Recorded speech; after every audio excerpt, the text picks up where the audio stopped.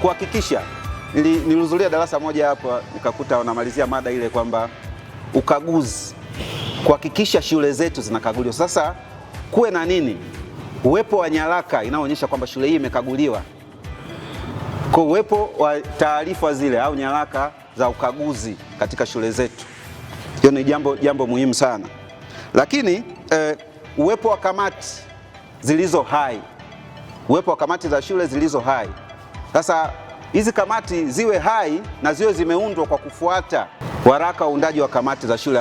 Uwepo wa viashiria vya uongozi bora shuleni kwetu au kwenye shule tunazozisimamia. Uwepo wa viashiria. Sasa utajuaje kwamba, kwa sababu huwezi kuja kuambia tunaomba huo utawala bora tuuone.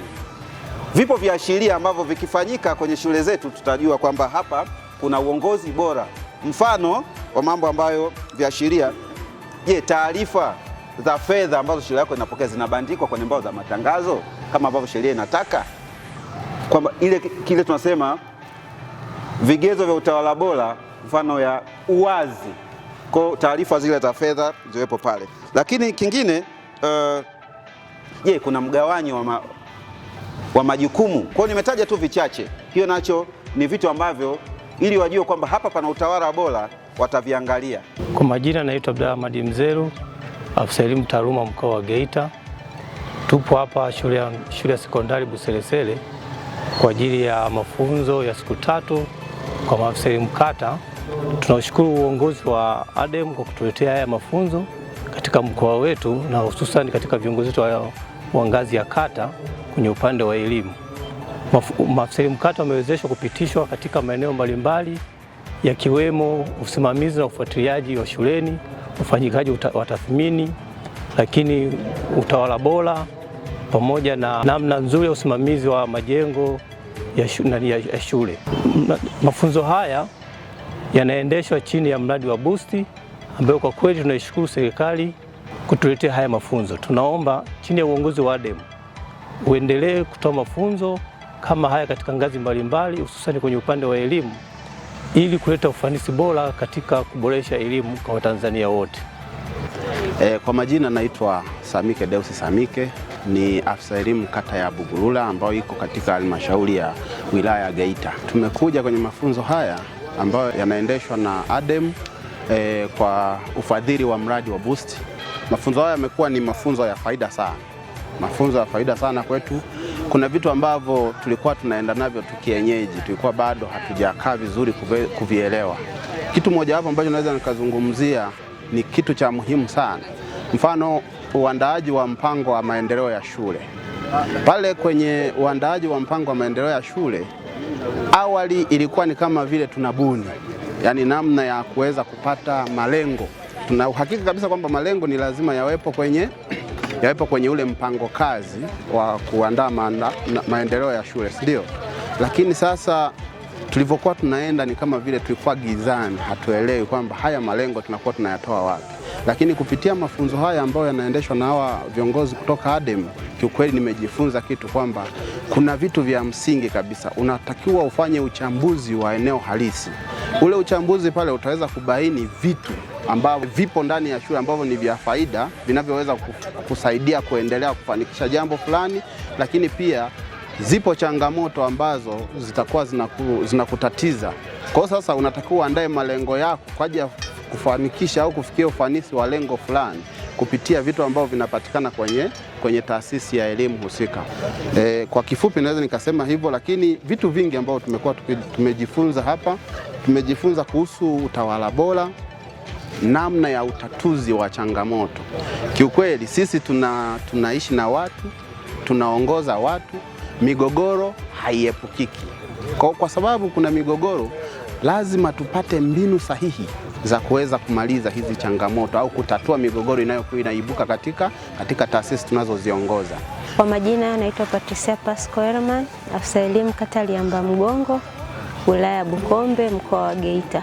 Tumefundishwa mambo mengi, tumefundishwa uongozi, tumefundishwa namna ya kuandika barua, kwa mara ya kwanza na kwa mara ya pili, uandikeje kichwa cha habari, lakini pia tumefundishwa namna kutengeneza mpango kazi wa maendeleo ya shule, namna msimamizi awe vipi, ukiwa kama kiongozi unatakiwa uwe na sifa zipi. Ndivyo vitu ambavyo tumejifunza.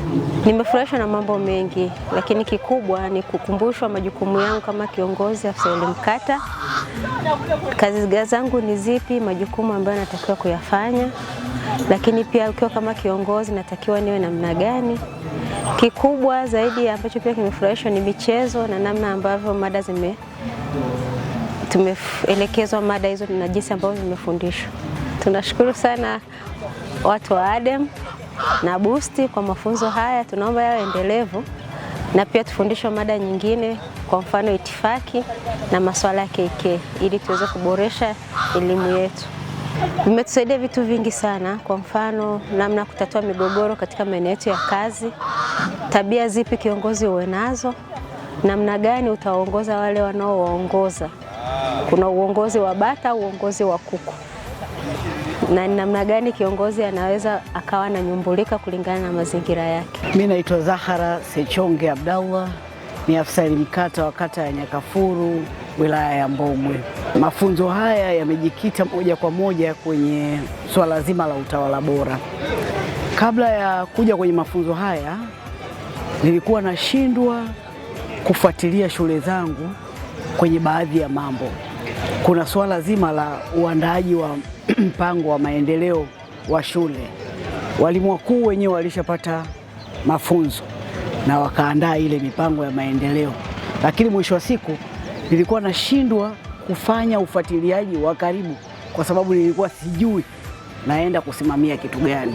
Lakini baada ya haya mafunzo nimeweza kujua mbinu zote na njia zote za kuandaa mpango wa maendeleo wa shule wa jumla, na naamini kabisa taenda kuwasimamia vyema kule na wakaandae vizuri kama nilivyoelekezwa. Lakini ndani ya hizi siku zote 3 kuna mambo mengi sana tumejifunza. Tumejifunza dhana ya uongozi, dhana ya usimamizi, dhana ya utawala bora. Vile vile tumeelekezwa ni namna gani tunaenda kupambana na yale malalamiko kule. Kuna malalamiko mengi sana walimu, wanajamii wanayo. Ni namna gani tunaenda kuyatatua, kuyakusanya yale malalamiko na namna gani tunaenda kuyatatua.